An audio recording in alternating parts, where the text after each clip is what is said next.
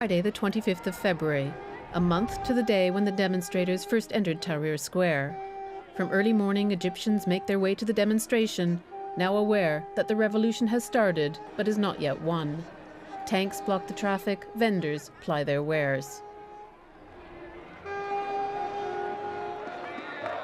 Toppling the dictator is one thing. Erasing a deeply rooted regime of corruption, injustice and thuggery is quite another.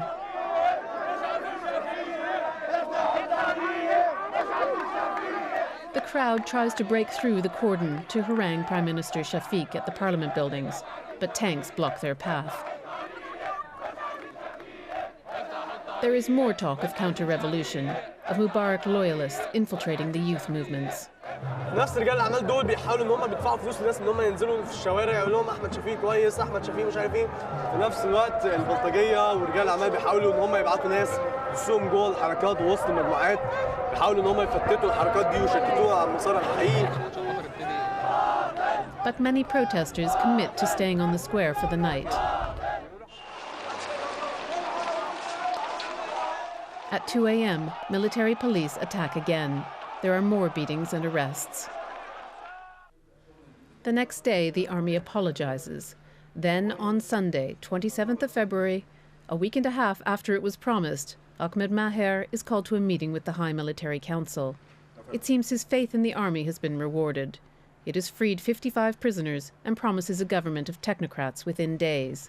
People power could triumph yet. That's it for this edition of People in Power. If you'd like to comment on this episode or any other matter, we'd love to hear from you on aljazeera.net/English. Until next time, bye-bye.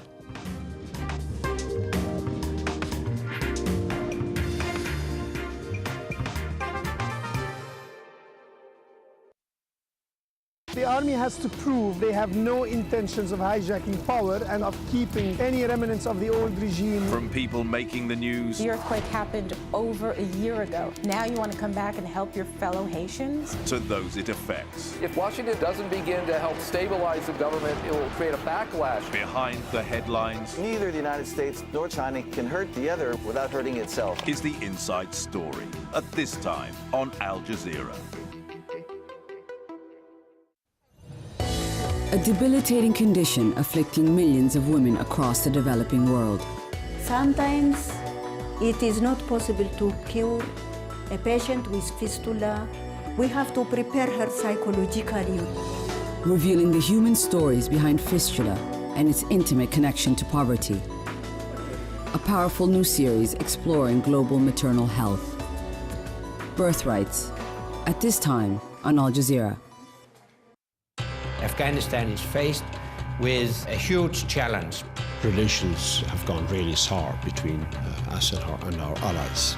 We have inflicted considerable damage on the enemy. The people who make international headlines. Ultimately, the truth will out. They want to stop this publication of information that embarrasses them. Make time for Sir David Frost. Frost over the world. At this time on Al Jazeera. Whether it's nature or man-made, an event or a memory, time affects our perception and tests our will. Places we go and things we see determine what we know and who we are. Open your eyes to a world of documentaries. Witness at this time on Al Jazeera. Personal blogs by professional journalists. blogs.aljazeera.net.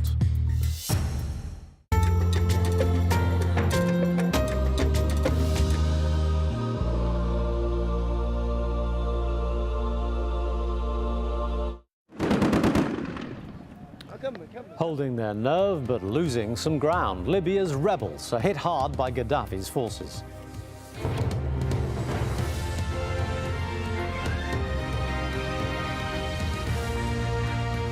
Hello and welcome to Al Jazeera live from Doha. I'm Taimour Nabili. We'll have a report from one of Libya's main battlegrounds in a moment. Also, watching over Libya 24 hours a day as NATO steps up its surveillance. We'll take a look at the military options. Also on the programme, the US government lifts a 2-year ban on new military trials at Guantanamo Bay prison. And change in Tunisia. A new caretaker government disbands the country's hated secret police.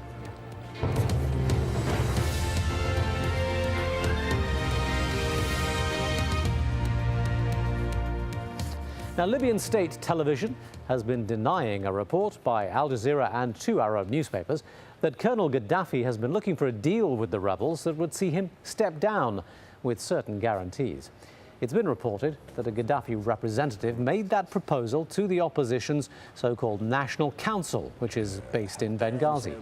That council apparently rejected the offer. Hoda Abdelhamid is in Benghazi for us. Hoda, what can you tell us about this situation? Well, from what we understand, there have been a sort of contacts made somehow through the national opposition, but even though state TV denies it at the moment, from what we understand, it was probably not a direct contact, but it was more of a message sent. The opposition, however, also here says that they won't talk about anything unless we talk about a direct exit of Gaddafi from the leadership of this country. All right, Hoda Abdelhamid live in Benghazi. And more on this story as we get it. But even if Gaddafi has been negotiating a way out of this, he's certainly been taking continued action. And it looks as if Libya's rebels have been losing some ground in the battle against the colonel. A number of the rebel bases have been hit hard over the past 24 hours or so. In particular, the western town of AlJazeera. Close to the capital, Tripoli, it's now been retaken by the government forces. That leaves Misrata as the rebels' only significant foothold in the west of the country, and there's been intense fighting there too. And our sources tell us the Gaddafi's also been sending reinforcements down to Sirte, a short distance east of Misrata. This is Gaddafi's birthplace, where he already has a lot of support. Now, further east, the rebel positions have also been pounded. Ras Lanouf and in the nearby town of Bin Jawad, from where Tony Bertley now reports. In the shifting sands of north-central Libya, the confusion of conflict is sweeping through the rebellion, where it has reached and where it is going. The mass build-up of men and heavy weapons continues from the rebel side, and men of all ages and from all backgrounds have answered the call to arms. The new front line is near here in the small town of Bin Jawad, where the momentum of the rebel advance has been halted by Gaddafi's forces. They stay in the house and take all the families in front of them and start to shoot us. So that make us get behind a little. We can't shoot, because if we shoot, it's a random. If we shoot, we may kill some of the families. But it's an unpredictable area where accurate information is scarce. Territory is changing hands frequently, and the threat of infiltration and counterattack is high. The speed and relative ease it took the rebels to reach her has taken everyone by surprise. Gaddafi's hardcore, well-trained units are about 180 kilometers